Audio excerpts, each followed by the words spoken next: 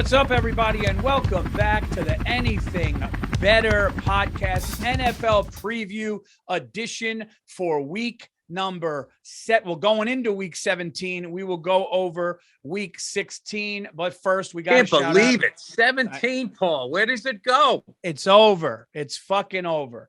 Got to thank our sponsor, the best sponsor in the game with betting, the most reliable betting app there is out there, which is BetMGM, guys.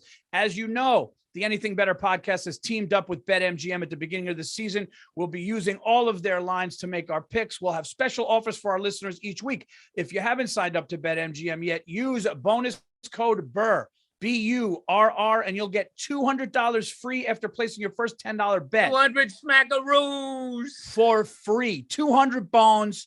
Here's how it works. You download the BetMGM app to sign up using bonus code Burr. That's BURR. Very, very easy. You place your first $10 moneyline bet on any NFL game that there is. You'll receive $200 in free bets immediately after placing your bet, regardless of the outcome. I'm going to say that again.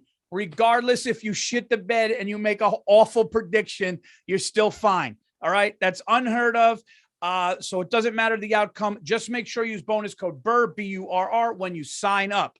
Now, going into week 16, Bill and I somehow survived this COVID shitstorm, and we ended up no harm, no foul, but nobody gained any ground, both going 2-2. Hey, Bill. Dude, how wrong was I about that Charger game? I was so pissed. I was like, oh, man, why did I say I'm taking the Jets first? And the Jets end up not only did they not cover, they ended up losing. Dude, I swear to God, I just can't 100% blame COVID, man. I've lost the angles, Paul. And you know what? I've let you hang around and I got no one to blame but myself. I am one bad week away from just, fumbling the fucking extra point snap here. Well, listen, you can taste victory. I'm 1 week away from losing it, and you're good week away from a title. Speaking of which, after the week, okay, after all of these weeks, Bill's record is 35, 28-1 against the spread. My record is, 35, 28-1. Mine is 34-30. So Bill is 5.5 games beating the book. I'm 4 games beating the book, which means the Anything Better podcast has made you people money. Let's call a spade. Let's call it. If you're doing what we tell you to do, and you put even money on everything, with the juice, they're probably still getting you. But you're telling me that they're doing it better on the network? Then because somebody has on a sport coat and they used to play the game doesn't mean they know how to gamble, Paul. That's right. Speaking of which, I found the perfect meme. I sent it to Paul. That if you've never gambled before and you want to know what it's like to have money on a game, all right, this video is the difference between the first half and the second half betting on a football game. Here it is right here. Hey. You got to start from the beginning. You got to say, I love the wave. Oh my God, I'm up 14-7. Interception. Fuck. I told you. Boof. Sorry, I was wrong. Dude, that was you in October right here when you get ready to start high stepping. And then I came back. And then in December, I thought I had you. I'm like, Virzi's going down again. 0-4. Dude, he's lucky he didn't go under that fucking thing and get killed. Oh my God, that's brutal. Oh, I mean, dude. I don't even know. Can you imagine? I might want to see the rest of the video. I just want to figure out who was the person that got in and stopped that thing. Watch his hat. Watch his hat and his head. That's the difference between dating a woman and marrying her. Dude, she loves me. She's always lost. She would never fuck me over once, I swear. Dude, she's easy going, All right, man. We're going into week 17. Bill, we are starting the fourth quarter of the NFL season, and it's pretty nuts. It's an odd week, which means I get the first pick, and I had literally 2 minutes to look at these, and boy, these are tough. Good. Me too. These are tough, dude, because some teams need it. Other teams, you don't know if they're going for a draft pick. Let me ask you this, Paul. Have you ever watched a season of football where there's been more teams this flip-flopping where they just look like they're on a run. Yeah. I mean, it's the season so long now, it's becoming like basketball where a team's up 12 and then the other team goes on a 15-2 run. It's unreal. The Buffalo Bills look like world beaters, look like they were shit in the bed, and now they're kind of back. Well, I actually got to tell you something. All those Bill fans, I don't know what they're so fucking excited about. They're just tied with us. We both went 1-1, so what is the big thing? There's 2 games left, and God knows if there's 2 games left and you can shit the bed. I mean, that's pretty much that's their motto out there. So they're celebrating a little too early. Having said that, I do like the Bills. Well, yeah, and then you could also look at what the Chiefs are doing because the Chiefs seem like they're back, but I still don't like them against a good defense in the playoffs. There's so many teams like that. All right, what do you got, Paul? Who are you coming out with? Dude, dude, I got to be honest with you. I feel like I'm flipping a coin with some of these games. Some of these lines are high. I think they're ridiculously high. Yeah, dude, 12.5, 14.5, 7.5. They look like college spreads in September. The Bills 14.5 just scares the shit out of me. Yeah, and who the fuck is Atlanta? One week they're beating Tom Brady Buccaneers, and next week they're fucking getting smoked by, I don't know, like Carolina or something. Fucking Saints are the same way, too. Dude, the Dolphins-Titans game is the hardest game for me to pick. I just honestly don't know. All right, dude. Here it goes. My first pick going into this week. I got to see if they're for real. I'm going to take the Tennessee Titans over the Miami Dolphins, even though Miami's won like 8 in a row. I got to see it. It's like when somebody is bluffing with the poker hand and they're throwing the chips in. I got to see it. So I got to see if the Titans could do it. So I'm taking Tennessee at home to stifle the hottest team in football. Could be the dumbest pick of the year. I don't know. I'm going with the Titans at home. I don't know. I mean, they've won 8 in a row. They are the Dolphins, and I think Mike Vrabel's a great coach. Is that in Miami? No. Hey, you never know. All right, I'm buying in on 2 things. I'm buying in that the Cowboys are legit, and I'm buying in that Arizona is finished. I bet on Arizona the whole fucking year, and they've been great. And then lately, I don't know what's going on. They got injuries. They got COVID. They got sunstroke. I don't know what their deal is. The Phoenix Coyotes are thinking of moving. There's a whole bunch of turmoil going, and I'm going to be there on Thursday.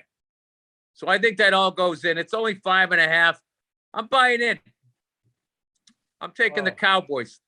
Lay at 5.5. Oh, Bill, you thought about that one, and you're going to be there. I like it. I like the pick. No, I'm not going to be at the game. I'm going in. By the time this thing airs, I was there Thursday. I had 2 shows. I hope you made it. I'm going to take after an embarrassment against the Houston Texans. After the Chargers threw Justin Herbert threw a couple of picks, I believe there was a fumble in there. The hapless Texans beat up on the Chargers, and now the Chargers go back. The Jaguars did. Huh? Didn't the Jaguars beat up on them? No. The Texans? It was the Texans beat the shit out of them like 40-something to 20-something. Now the Chargers come home minus 6.5. I think they'll beat the Broncos by a touchdown. Teddy Bridgewater is out, and the Chargers need to bounce back. So I'll take the Chargers to win by a touchdown against the Broncos. Oh, I might blow this whole thing this week, Bill. No, I don't know. I can't find my picks here. I don't know. Oh, boy. Christ. It's because my fucking my internet's all fucked up. Who else did I have? Oh, I know. I'm taking the Colts. That running game, and Carson Wentz scores points. I wanted that one. I got the Colts. I wanted that game. Hey, Paul, last week I wanted the Chargers. I think 2 weeks before I wanted another game that you picked. And hey, we're picking those were 8 games. It's going to happen. We're picking 8 games a fucking week here. So Paul Virzi, uncharacteristically unsure of himself. This could be the week you go 4-0. This could be the week I go on 4 and just fucking end it. I'm going with Joe Burrow and the Cincinnati Bengals plus 5.5 against the Chiefs at home. They're flying high. The kid just threw 500 and something yards. I think the Bengals need to really make a statement if they're for real this year, and this is the game to do it. I think even if Cincinnati loses, I think they lose by less than 5.5. I'm taking Cincy at home. Joe Burrow's going to be smoking a cigar after that game, just like he did when LSU won a championship against Clemson. I was at that game right before the COVID came. Oh, I hate my picks. I am scared. Oh, I'm scared. All right. I'm going with the team that for some reason nobody believes in, but I believe in them. I'm going with the Seattle Seahawks playing the fucking Lions. Wow. At home. I like that game. A game that doesn't matter he's going with. I was thinking of one of those games. You mean it doesn't? It does matter. Pete Carroll is going to have to sell his home with the Grotto up there in Seattle if they don't get a victory. All right? I'm looking for Pete Carroll to be going, woo, like Ric Flair, like he does all the time after they score a touchdown. Russell Wilson, I still believe. Okay? If Russell Wilson played in New York City, Paul, come on. He's out there in Seattle just crushing it. And his expression, drop it down the bucket. Now everybody say, hey, dropped it down the bucket. That's Russell Wilson. He should have trademarked that. He's the guy who does it. Dude, Pete Carroll's going to have the FBI show up to his house for tax evasion. He's going to run out the back door. You can't get him. He's like a great comic book villain. There's always room for a sequel. He's the Doc Ock of the NFL of football coaching. All right, I'm going to take my New York football. I'm kidding. Dude, he literally, you know, the end of Fargo when William H. Macy tries to go out the window, he did that at USC and got out. Yeah. What was the movie with the dude Tim Robbins? What was it? Shawshank Redemption. Oh, Shawshank Redemption. Yeah. Pete Carroll climbed through 6 miles of shit on his hands and knees to get to Seattle. Dude, I think everything he did there, they took away. They did everything but tear up the field, take the band uniforms, Heisman trophies, championships. It was something, Paul. He didn't do what the warden did. The warden just offed himself when he saw the cops coming. He was thinking of doing something stupid and taking a few with him. He's just like, what's it going to matter? Is Taysom Hill playing? Because if Taysom Hill is playing, the Saints are going to beat the Panthers at home. I'm gonna pet you right now, Paul. There's not another person in this country named Taysom. It's got to be. It's got to be some Southern shit. And I'm not talking about somebody named after him. That's a very hard thing to do, to come up with a name that nobody came up with. And it's not like an asshole name, because that's a cool name. Like, you know, like these Hollywood celebrities, they name their kid like Butter, Apple.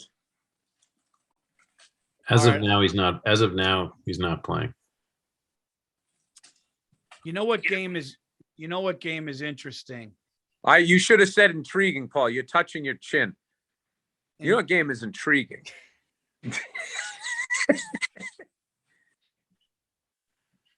I'm going to take the Pittsburgh Steelers. I know it's stupid, but I'm going to take the Pittsburgh Steelers after being so embarrassed at home.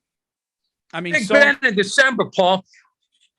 There's nothing to be embarrassed about.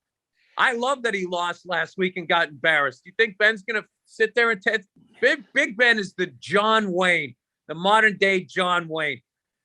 Just shaking stuff off. People bounce off him. They're getting 3 points at home. They got embarrassed on national television. Bad. against the Chiefs. I'm going to take Big Ben, which could be his second to last game ever. Is it his last game home? It might be his last game home. Dude, that guy is a throwback. That guy is a 1970. I'll tell you, he's a 1970s football player, and that Ndamukong Suh should have been playing in the 1960s with Sam Huff and Dick Butkus.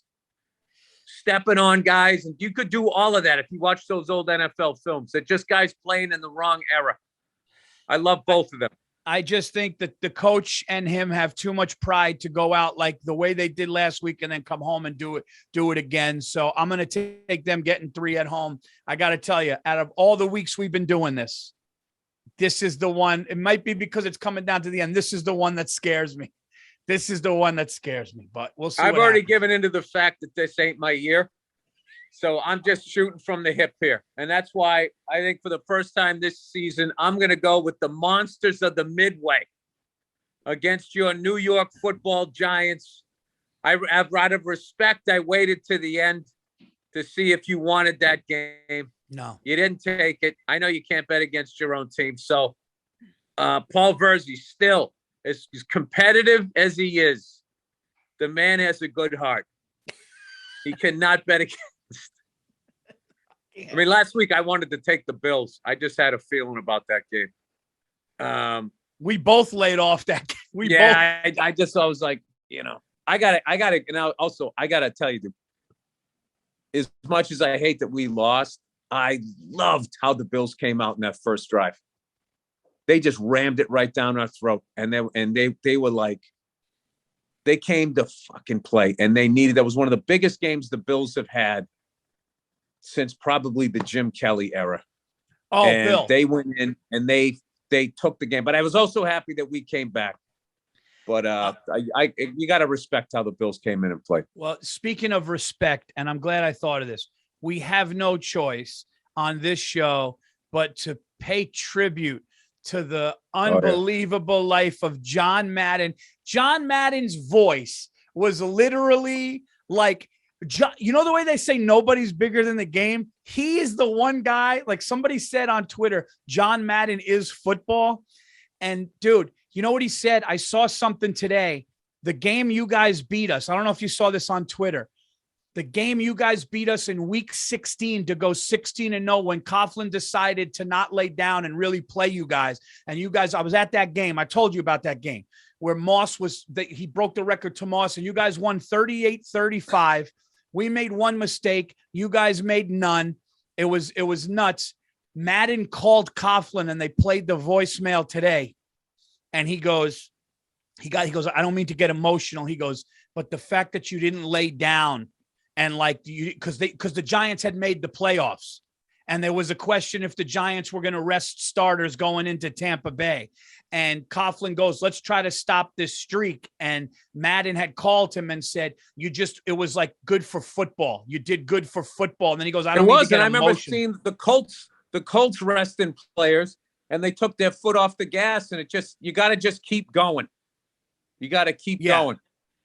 I actually went to 2 Super Bowls that John Madden and Pat Summerall, the greatest announcing team I ever heard. They called both games. I went when we lost to the Packers and Brett Favre and when we won against the Rams in 2001. And I remember, going back because I went to the game and I would tape it and watch it afterwards. I remember going back and watching the loss and just thinking, is John Madden ever going to be able to say that, the Patriots won one? And when I was at that game and the Patriots kicked it and won it, the thing that was on, I was so freaked out about, because this is back in the days of VCRs, did my VCR tape, because I want to hear what he's saying about finally John Madden with all of his knowledge is going to say something great about, our team. But that guy the guy won 100 games, 7 division titles in a Super Bowl in 7 years with the Raiders. He put them on the map. He's the whole commitment to excellence. He's right there with Al Davis. I mean, the guy, what he did for offensive linemen he got me to start watching offensive linemen and realize how cool that was, and just not think that just, the only cool people are the ones with the ball, or the guys stopping the person with the ball. Him diagramming the plays. It was like, I just, and he loved like being a Raider. He loved people that had, crazy personalities. And I don't know. I saw something this morning. I was at the gym and the sound was down. I saw it was John Madden, Ken Stabler, and then there was another John Madden and Jack Tatum. And I was just, man, all of those guys are gone now. I just cannot believe how much time has gone by. And how crazy is it that they finally did this epic documentary on him. It was perfect. It was perfect. Yeah. And they just summed him up. He got to say what he said. He got to thank everybody. He got to realize what he meant to everybody. And then he just dies of natural causes, basically, in his sleep. No long-term illness or anything. A big guy like that, living to 85, eating whatever the hell he wanted to eat. I mean, that guy lived one of the charmed lives I've ever seen. His kids love him. Got into the Hall of Fame, and he did. Al Davis was still alive. The turkey legs, the all Madden team. You see that in the documentary? They were sitting there, like, guys would get more upset, that they didn't make him the all Madden team, because he was saying, being on the all Madden team meant you were a man. He played the game the way he was supposed to play it. It wasn't just stats or whatever. Yeah. Yeah, it's I don't know. It sucks, but I don't know. He deserved to go out the way he went out, with an epic documentary and no illness, and just going peacefully like that. It's amazing that I agree, but it's amazing that they just did that documentary and you see him sitting on the couch watching it and smiling. And then he just kind of just was like, just goes off and in his sleep. It's like a beautiful life. It's this amazing thing. And the end of Joe Pesci's acting career in The Irishman, he literally waves goodbye. It's amazing. I saw in real time. I was like, that is the perfect ending to an acting career I've ever seen. John Madden one-upped him with the perfect ending to a life. Here's another thing too I love about that guy, is he could take a compliment. He wasn't all fidgeting when people were saying great stuff about him. He just had a big smile on his, just seemed like the warmest guy. Hey, do you know what? Joe Bartnick met him one time. I'm going to tell the Bartnick story. Oh, wow. He was going into radio or somewhere near a stadium, and John Madden came out.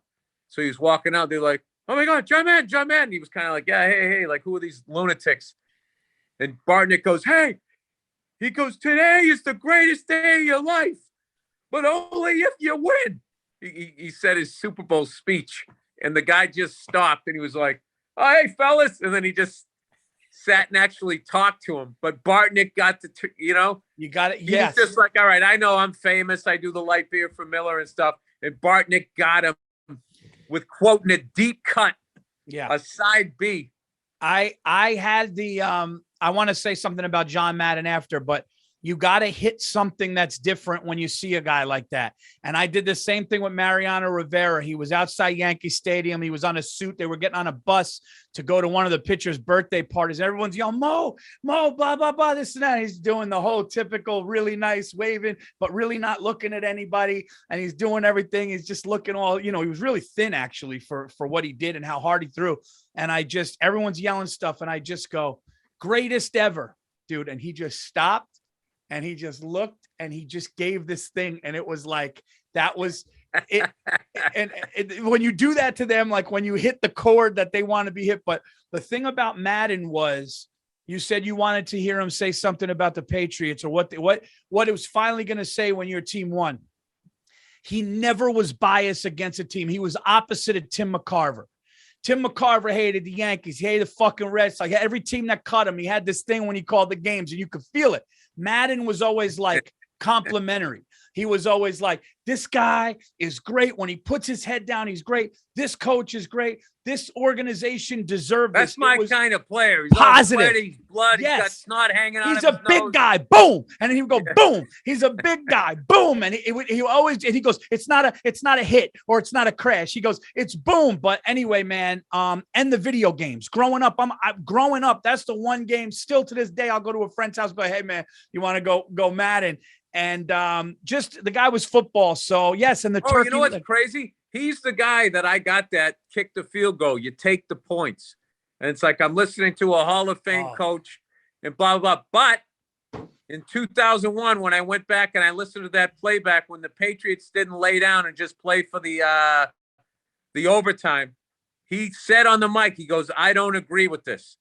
And then he watched basically the beginning of the Brady legend. And he said a couple plays later, he either said what the Patriots or what Brady is doing right now is giving me the chills. And then Adam Vinatieri, is there a field goal? Did Jan Stenerud make it in? If there's not a field goal kicker in the Hall of Fame, Adam Vinatieri not only should be in the Hall of Fame, should be a first ballot Hall of Famer. Wait, what did Madden not agree with? What did he say I don't agree with? He thought that we should have just taken a knee and gone and played in overtime. Because he thought that they're going to be slinging the ball, you're risking a turnover. And, it was a real, like Madden was just after that 3 yards in a cloud of dust era of football before Unitas and the Colts opened it up. Paul Brown and Otto Graham with Lou the Toe Groza were all like, they were throwing the ball. Lou the Toe Groza, offensive lineman, kicked it straight on. I remember that guy. Yeah, he was the one, when they were trying to figure out why Paul Brown was so successful. Like, they didn't take the kicking game seriously, and he did.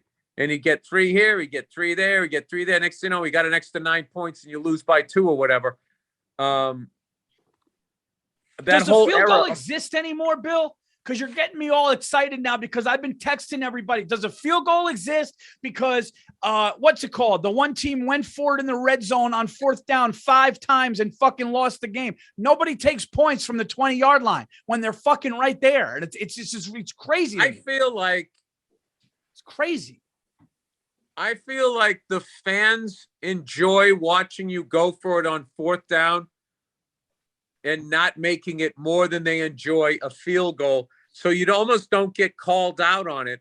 But I'll tell you, last week, the Bills went right down. It was 4th and 2, 4th and goal, right? 2 yards away from the goal line. And they went for it. And I was like, this is the dumbest fucking call. Just get the points. But then they made it. And it's like, so they combined coming out, ramming it down our throats. 4th and 2, we believe in ourselves. And they scored the touchdown. And then the very next drive, we were like fourth and whatever, a couple of yards on our own 50, down 7-0 after a very impressive drive. We went for it, ran a sweep, and we got it. So, I mean, I don't know what the numbers are on it, but I will say the thing about it is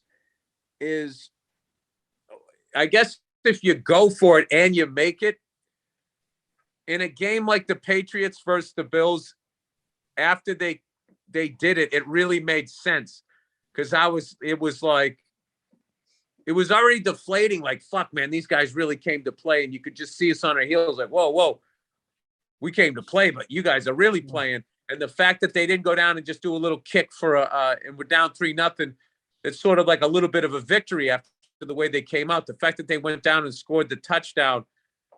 I have to, I agree with it in that. I mean, I don't know. It's weird to say I agree with it after I saw that it worked, but I'm still not sold on if you didn't get it, the momentum switch of that. I think going for it down your throat and then we stop you on the goal line and now we have the momentum. I don't know. It's a big risk. One thing I want to add about. Oh, go ahead. Sorry, Paul. No, go ahead. What were you saying? I was going to say one thing I just want to add about the Madden game. It's an interesting fact, and I read this. Joe Pompliano, who's a great sports writer, good follow on Twitter. He said, after being turned down by Joe Montana, EA Sports approached John Madden in 1982 with the idea of creating a video game. Skeptical at first, Madden eventually agreed as he saw it as a way to educate fans on the game of football. The only problem, Madden was a perfectionist. EA Sports spent years working on a prototype, only to have John Madden shut it down immediately. Upset that it was 7-versus-7 football and didn't integrate any of the NFL playbook, Madden made them start over. 7 years and many revisions later, John Madden Football was released in 1988. That's awesome. Incredible. That's fucking awesome, dude. That's right up there with Bill Walsh. 7? When they asked Bill Walsh to write a book, he wrote this book and he just wrote it about football and like breaking down like the cover 2 and all the West Coast offense and all that. And the publisher was just like, dude, we can't publish this. He goes, well, that's the kind of book I'm writing. And it didn't sell well, but it is considered like a Bible amongst football coaches because they all go out and buy it. Here's something else about John Madden. The only other guy I saw do this where after they retired, long after they retired, his name still meant something. It was still Madden football, Madden football, Madden 4. Jordan. They still put out Jordans. There's a new Jordans every year. The guy's been retired for 20 years. There's only 2 guys that were ever big enough that they ever did that for. So that's a great point. Yeah. Yeah. I don't know, man. Like, that's what I mean. Bigger than the game. It's like, it's like, it's John Madden, dude. It's great, man. And everybody, and on top of it all, his voice was so unique and so like, you could be, like they said, Kevin Harlan said, the guy who was actually called more Super Bowl games than anybody, the Kevin Harlan, right between the eyes. He said, he goes, when somebody said when John Madden's voice was on, like on a TV and you heard it, you had to just, like when you heard John Madden's voice, you just had to watch, you know? You knew it was an important game because him and Pat did the most important game every single week. There's another thing too, was he just looked like a regular guy too. He looked like the big guy at the tailgate. I remember me and my older brother used to laugh when he first got in the booth. Was my brother used to laugh because, or he's on like almost on the panel on TV before the game. He would have a sport coat on with short sleeves underneath it, so like his wrists would be showing, which was a big no-no in haberdashery back then, and he just didn't give a fuck because he wasn't a suit, and he just I just loved the way he looked in a suit too. He looked like he never wore a suit except at like Christmas or Thanksgiving or a funeral. He just had that every man thing about him, man. It's I got to be honest with you. I don't think I don't think his shoes have been filled yet. Someone has yet to step in. Dude, they're not going to do what he did. They're going to have to be totally like unique because there's been some great guys like Tony Romo might be my favorite. Is like Tony Romo, I think is the best football educator since John Madden came in the league. Where like the stuff he says before the play, and it ends up being it's like the guy's like 8 seconds in the future. Troy Aikman, I love. Joe Buck, Troy Aikman, I love those guys. Tony Romo, obviously Al Michaels and Collinsworth. They've been around forever. Oh, but like they're my favorite. They're my favorites. I think they're my favorites because they're just so like Chris Collinsworth just sits there and he's so as a matter of fact and great, and he's never shits on anybody like the thing we were saying with Madden. Al Michaels' voice, I got to be honest, Al Michaels' voice for me is really, really close to he's the guy, do you believe in miracles? But then all of those big games he's done too. So I get Al Michaels makes me feel good hearing him. I just feel good. Can you imagine like, if when they have those verses, the rappers have verses. If you were like an announcer, you got to throw Bob Costas in there too. That guy goes back to the ABA dunking contest. Yes. All right. If Al Michaels and Bob Costas had a versus, because they're both broadcasters, right? Well, they weren't former athletes, or they're broadcasters. I mean, you're basically talking the history of American sports for the last 40 plus years. Yeah. I mean, Al Michaels, if he did the 1980 Olympics, I mean, how big was that guy to get called on to do the Olympics? Yeah. He's like stepping in for John McKay at that point. And Bob Costas goes back to the ABA, which was the early 70s. So, I mean, you're talking about when he was calling those games, Wilt Chamberlain was still playing in the NBA. I mean, it's just unbelievable. Nobody wanted that game that Al Michaels called the Miracles game. That nobody wanted that game. That was like bottom of the totem pole, young guy. Yeah, you get it, because they just thought it wasn't going to be an interesting game. Because I thought they were going to fucking Russians were going to roll over them. And also hockey. Nobody liked hockey in this friggin' country. Didn't like it enough. But what was I going to say? Al Michaels is a huge hockey fan. That's awesome. Huge hockey fan. Yeah. How would broadcasters battle?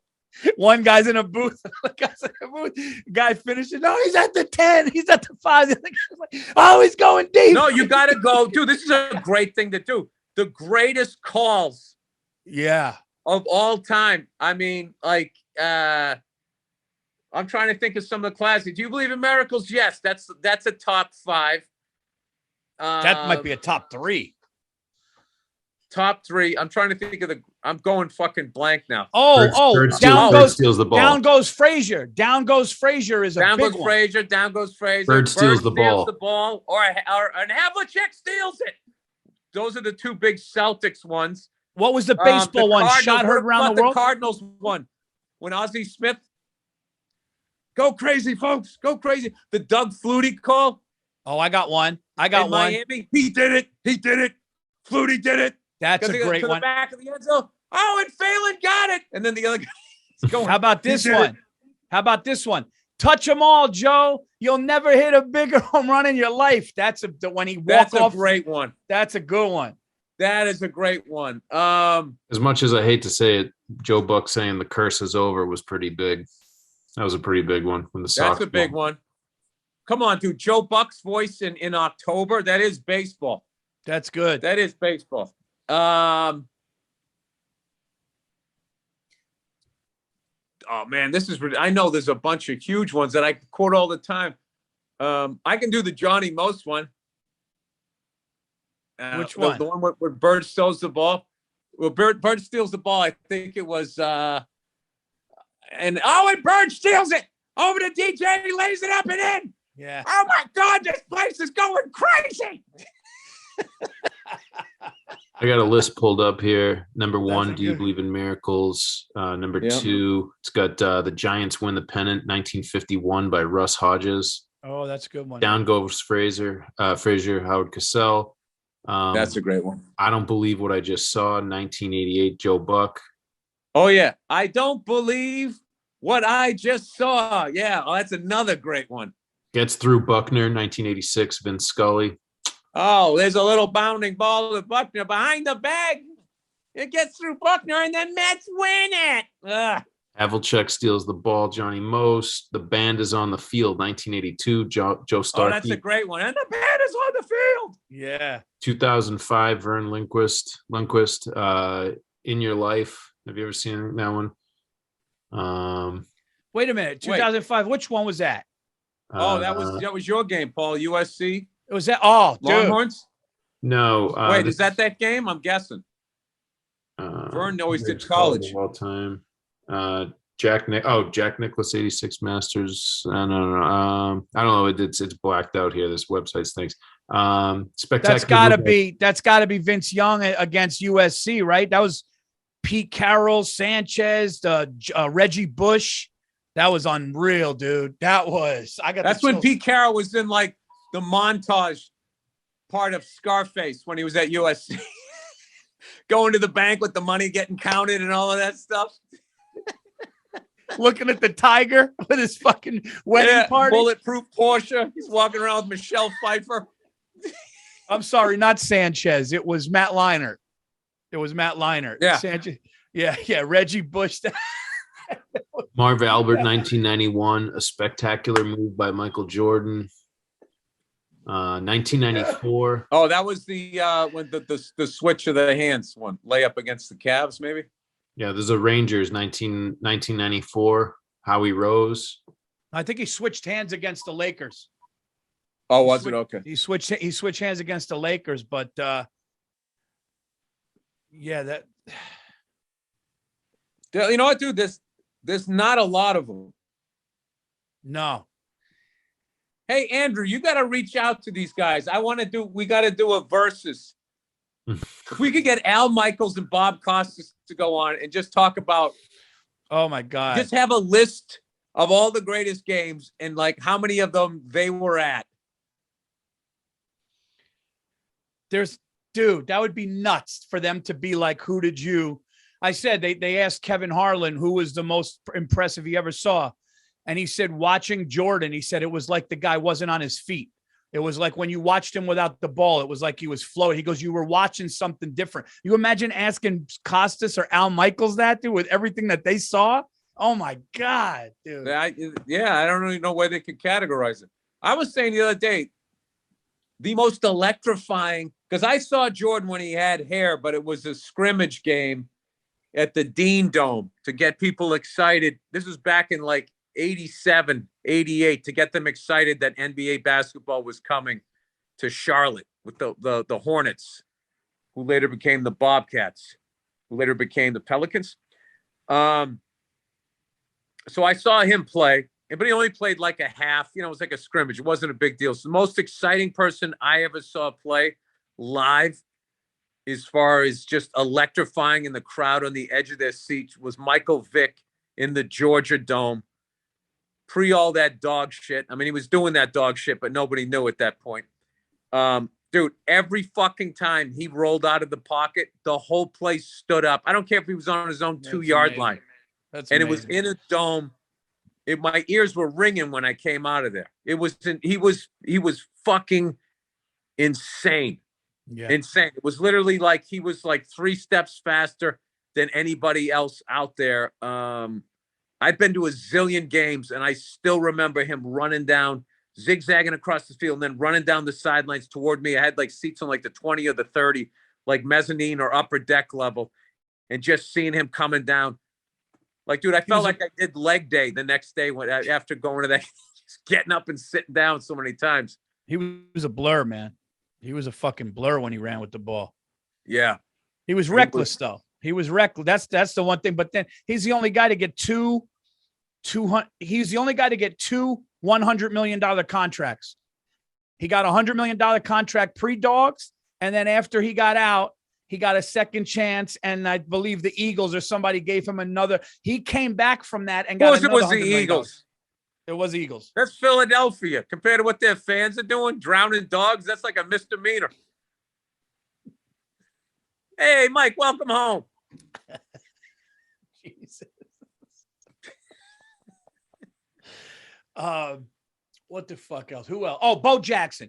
Bo Jackson was the most. I didn't get to see him live, but Bo Jackson, pre the hip injury, was the most explosive thing I've ever seen. When that guy was Kevin Walker. Nuts. That's a big trivia. I think that's the guy's name. He's Who? the guy who tackled him. Oh, okay. Brutal. Hey, so who's the best guy you ever saw live? The best guy I ever saw live, I saw any sport, I would say Brady. And I saw 2007 Brady. I told you this, and for anybody listening, I don't know if I said so. I've never seen, I forgot who I told. I've never seen in my lifetime.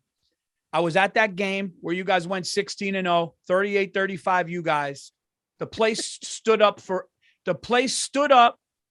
I want a meme of you, the amount of times you said this is the second time on this podcast you said you were at that game. Yeah. So that game and the USC Texans are your two go-tos. Yeah, no. When you're an old man and kids say they know about sports, you're gonna say, let me tell you something. 100%. But Giant Stadium stood up all but 3 plays. I remember 3 plays, people said that everybody stood up, but I'll never forget Brady walking to the line of scrimmage with Moss and all that, 70,000 people standing up, screaming, yelling. And they looked like they were at their practice facility. That's how calm. I've never seen anything like it. He walked up, people yelling. I was just like, oh, dude, they were a machine, dude. And it was when he broke the record for most touchdown passes. I would think that a guy that won that many Super Bowls, I would say that that's the greatest as far as, I mean, I saw Marino. I saw Marino play. Yeah, I saw Marino. I saw him a couple of times coming into Foxborough Stadium, kicking our ass. I got one for you. Then we got to wrap this up here. Because we're literally doing a podcast here. We got to do the Monday night special too, so we got to rush. All right, no, I'd say one of the best performances I saw at a game that I wasn't at was Lawrence Taylor. They showed the game during the Madden documentary where Madden was saying, I never thought one defensive player could take over a game and win it, and Lawrence Taylor did. And I remember that interception, and I remember when he caught it, that he was going to go all the way. And I was so into football cards. I remember thinking, like, I got excited that I was going to look on the back and see, interceptions and then see one for a touchdown. And then I saw it. Dude, I was into football like that it was going to say all pro underneath his name. And it was right. That was sort of like, I think that game might have been the one that put him on the map nationally. That everybody was like, dude, have you seen that guy, Lawrence Taylor? Oh, my God, this guy. That's where he reached, right? He reached and got it and then ran. Yeah, I remember. Yep. I remember. Man, talking about this is awesome, dude. We just did but yeah, we got to get to this. All right, let's get to the pick here. We got to get to the Monday night special. The Monday night special. Win some money for you. So here's the deal. Because of the COVID protocols and all this stuff and people, doing whatever they're doing and getting kicked out, they told us to stick to the money line, the over under, and then for some reason we can still pick somebody to score a touchdown. So who's playing?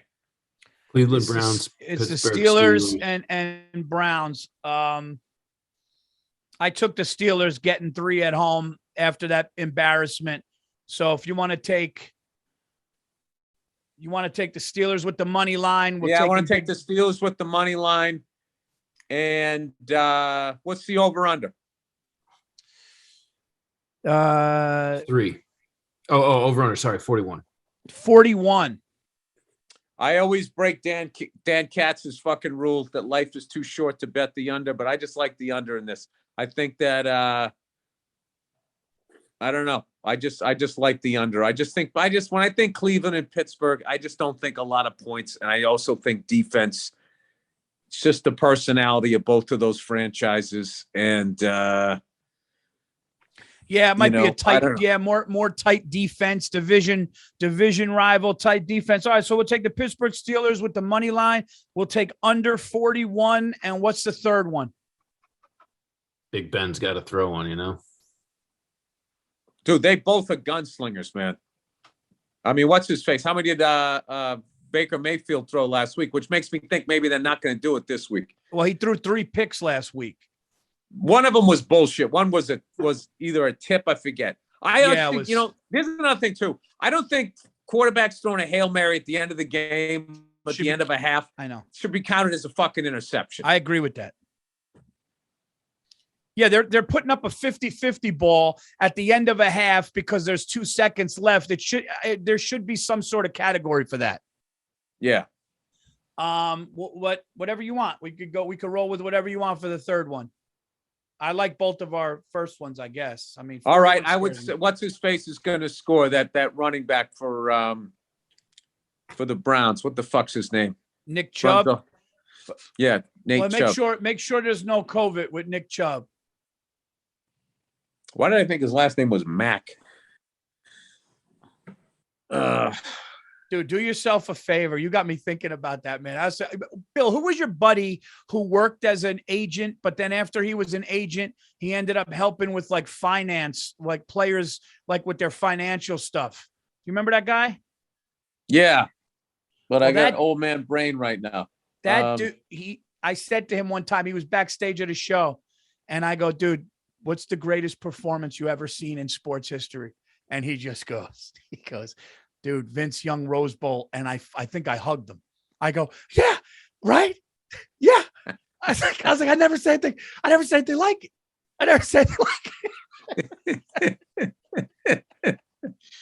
Chubb's playing. What is it? He's playing? All right. So Nick Chubb rushing touchdown. The Pittsburgh Steelers with the money line and under 41 for your Monday night special. I like that, man. That sounds like a winner to me. Yeah, I mean, just hopefully the Steelers can pull it off. But, although none of that makes sense. We bet the under, and then I bet that somebody on the other team's going to score a touchdown against the team that I picked. That's how you win money, people. It doesn't make sense. Let the Monday night special win some money for you. All right. That's all right, everybody. Happy New Year. Thank you to everybody watching the podcast and listening and all that stuff. We've been having a great time and enjoying me and Virzi going right down to the wire. A classic, a pitcher's duel here, Paul. You know, and listen, if there's one thing that we can take is whoever loses, which I'm really scared of losing, but whoever loses, as long as if we both beat the book after 18 weeks, that's something. So that's something. It is. Why are you scared of losing? Paul? You've never beat me, so I'm the one who has something to lose here. Yeah, that's what I'm saying. And like, you could just be slinging it, Paul. No, we haven't done this in 10 years. And you beat me 10 years ago. I want it, Bill. I want it. I want the Jimmy the Greek trophy. We got to do it after this year. We got to do it. We got to get a trophy. Andrew, do you want me to read the offer? I won 2 back in the day in the BAA. If I was the Lakers, I would count those as fucking titles. All right, guys. Well, that's the thing. That's the episode. That's the preview. Please use the BetMGM app. It is the best. It's the most reliable lines. If you haven't signed up, just go to the app, BetMGM. Use bonus code Burr, B-U-R-R. Couldn't be more easy. $200 free after placing a $10 bet. Okay? So you download the app. You use B-U-R-R as the code. You place a $10 money line bet and any NFL game, you'll receive $200 in free bets immediately after placing your bet, regardless of the outcome. Just make sure you use bonus code Burr when you sign up. And Atlanta, Georgia, I'm coming to the Punchline January 7th through the 9th. Get your tickets. We're going to sell that place out. And for all other tickets, go to paulvirzi.com. All right. That's it, everybody. Happy New Year. We will see you in 2022. Visit betmgm.com for terms and conditions. 21 years of age or older to wager. Arizona, Colorado, DC, Iowa, Indianapolis, Louisiana, Michigan, Missouri, New Jersey, Nevada, Pennsylvania, Tennessee, Virginia, West Virginia, Wyoming, Washington only. All promotions are subject to qualification and eligibility requirements. Rewards issued as non-withdrawable free bets or site credit.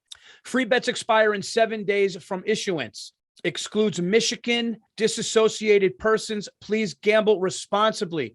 Gambling problem? Call 1-800-NEXT-STEP in Arizona. 1-800-522-4700. Colorado, DC, Louisiana, Nevada, Wyoming, Virginia. 1-800-270-7117 for confidential help in Michigan. 1-800-GAMBLER in Indianapolis, New Jersey, Pennsylvania, and West Virginia, or 1-800-BETS-OFF in Iowa. Call or text the Tennessee Red Line 800-889-9789 Tennessee, or call 1-888-777-9696 in Missouri, or 1-800-547-6133 for Washington. That's 1-800-547-6133. Sports betting is void in Georgia, Hawaii, Ohio, and Utah, and other states were prohibited. Promotional offers not available in Nevada.